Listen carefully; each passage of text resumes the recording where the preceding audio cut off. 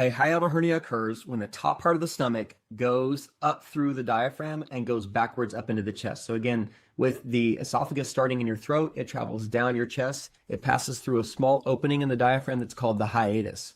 And then it joins the stomach on the other side of the diaphragm below in your abdomen. If that hiatus opening is bigger than it should be, and there's pressure and forces that want to push the top of the stomach back up into the chest, you get what's called a hiatal hernia. So the more of the top of the stomach that gets back up into the diaphragm and passes through that hiatus opening, the more likely they are to have worsening of reflux symptoms. If that liquid is now getting back up above the diaphragm and it kind of sets in the top part of the stomach, which is living above the diaphragm, you can actually regurgitate that liquid.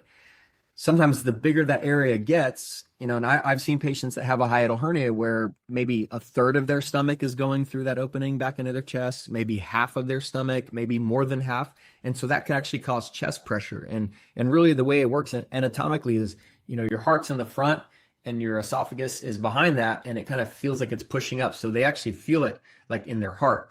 It can make it hard to lie flat.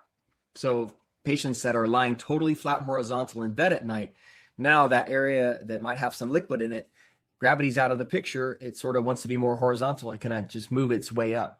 And so you'll find that a lot of patients that are having reflux, silent or active or otherwise, they might have trouble lying flat at night, and they'll sleep propped up on pillows. As long as they don't eat past 7 p.m., they'll be fine. But they might actually have a pretty bad anatomical problem, because that barrier that naturally exists within us, which is that lower esophageal sphincter, again, if it lives in the wrong environment, there's nothing you can do to help it.